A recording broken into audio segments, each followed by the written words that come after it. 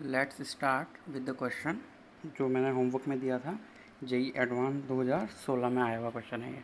तो one by one इसको read करते हैं और ड्रॉ करने का ट्राई करते हैं। Let R S be the diameter of the circle x square plus y square is equal to 1। तो सर्कल देख के पता लग रहा है 0 0 इसका सेंटर है, रेडियस इसकी 1 है and S is the point. Okay, R S एक डायमीटर है और ये सर्कल है, तो सर्कल ड्रॉ कर लेते हैं तो ज़्यादा बेटर रहेगा समझने में इसको।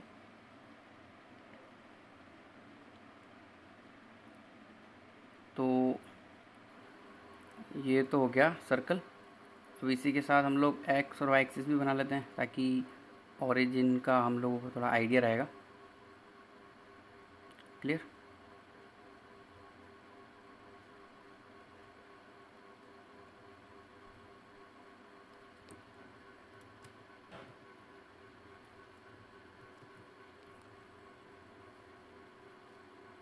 तो एक वर्टिकल और एक हॉरिजेंटल लाइन बना देते हैं ताकि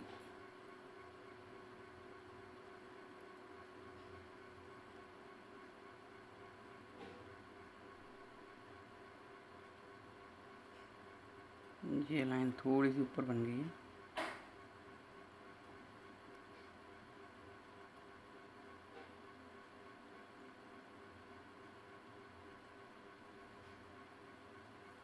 नीचे आ जाए भाई।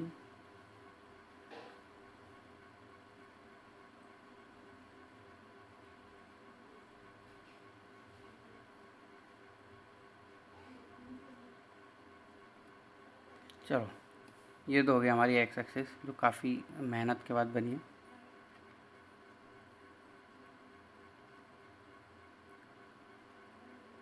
इसी तरीके से ये हमारी वाई एक्सिस।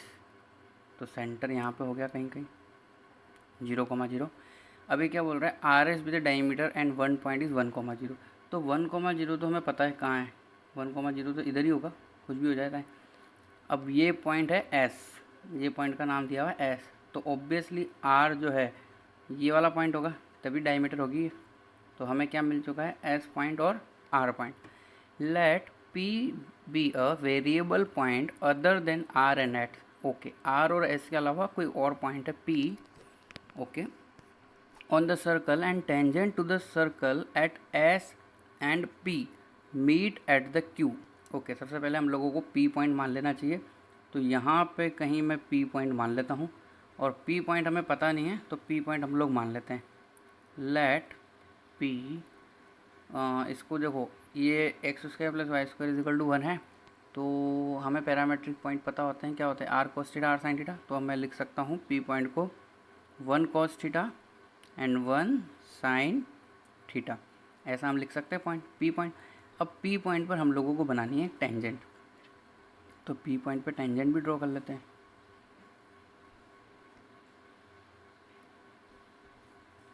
तो ये पी पे मैंने क्या बना दी भाई, टेंजेंट। इस तरीके से कोई लाइन है, ये पी पे हमने क्या बना दी भाई, टेंजेंट।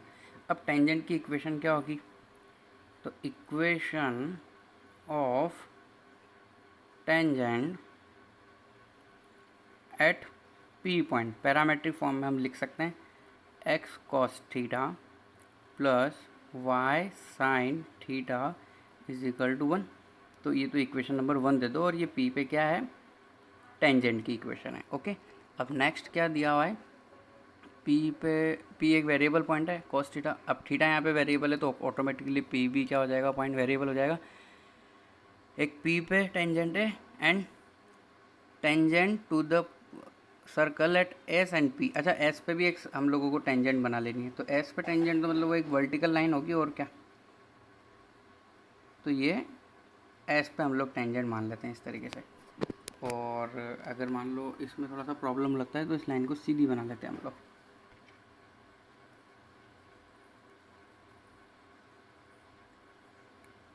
हमें कहाँ पे टेंजेंट बनानी है, एस पॉइंट पे।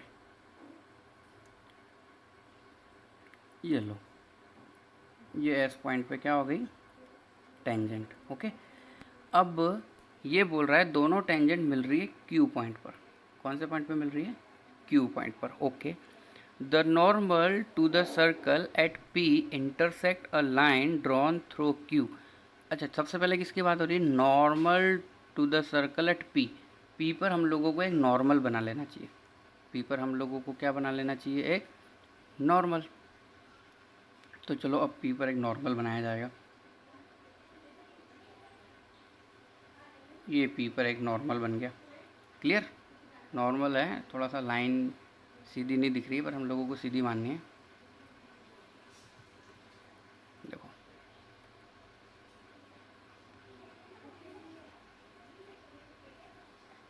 P पर क्या ड्रॉ करना है हम लोगों को? नॉर्मल। ये P पॉइंट है और ये P पर क्या हो गया? नॉर्मल।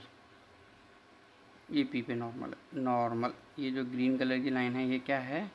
नॉर्मल वाली लाइन है। ओके, और ये टेंजेंट की क्या होती है? Perpendicular. Okay, circle at P intersect a line drawn through Q parallel to RS at point E। अच्छा, Q से एक लाइन बनानी है RS के पैरेलल। किसके पैरेलल?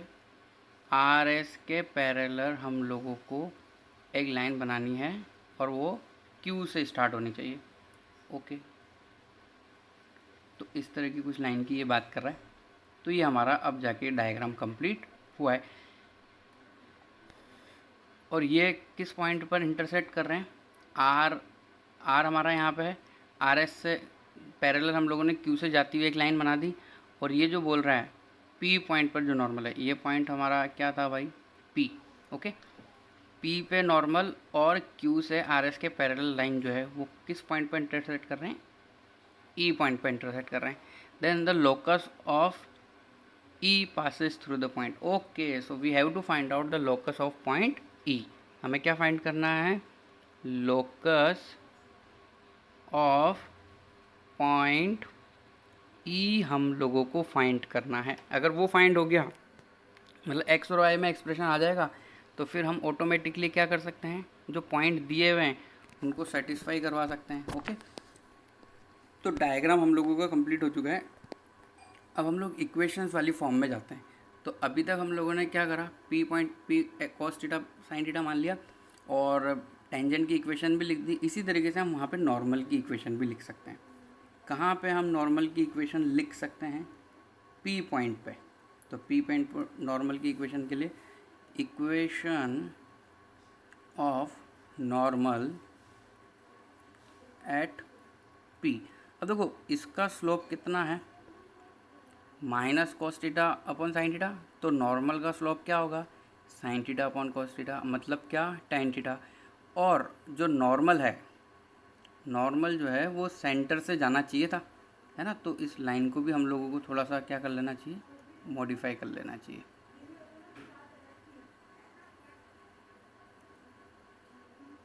देखो, ऑब्वियसली जो नॉर्मल है वो सेंटर से ही जाता है सर्कल के। ओके, तो ये नॉर्मल है हमारा। तो नॉर्मल का स्लोप हम लोगों को पता लग गया, टेन थीटा है और वो ओरिजिन से जा रहा है। तो उसकी अब इक्वेशन हम y बराबर एम एक्स से लिख सकते हैं डायरेक्टली। तो y बराबर एम एक्स, तो m हम लोगों को कितना पता लग गया? m की वैल्यू पता लग गई टेन थीटा। तो इक्वेशन हो जाएगी y is equal to tan theta x, y is equal to x tan theta. ये हो गया नॉर्मल की इक्वेशन एट पॉइंट P। अब equation of tangent at S पे भी हम इक्वेशन निकाल सकते हैं। इस इक्वेशन को तो हम डायरेक्टली लिख देते हैं। ये क्या होगी? x इज इक्वल टू 1, क्योंकि ये 1,0 से जा रही है और ये किसके पैरेलल है? y एक्सिस के पैरेलल है। ओके, अब इन दोनों का इंटरसेक्टिंग पॉइंट, मतलब किसका? एस क्यू लाइन का और P पे जो टेंजेंट है उसका पॉइंट इंटरसेक्टिंग क्या है? Q। तो Q पॉइंट हम फाइंड कर लेते हैं। नाउ पॉइंट Q हम फाइंड कर सकते हैं। वो किस किस का इंटरसेक्शन पॉइंट होगा? x is equal to 1 and tangent. और टेंजेंट वाली जो लाइन है वो कौन सी लाइन है? x इज, देखो यही तो है Q पॉइंट किसका इंटरसेक्टिंग पॉइंट था? एक तो S पे टेंजेंट और एक P पे टेंजेंट का। तो P पे टेंजेंट ऊपर लिखी हुई है x cos theta plus y sin theta is equal to 1। तो x कोऑर्डिनेट तो हमें 1 मिल ही गया। तो पॉइंट क्या आ जाएगा, Q point 1 minus cos theta upon sine theta.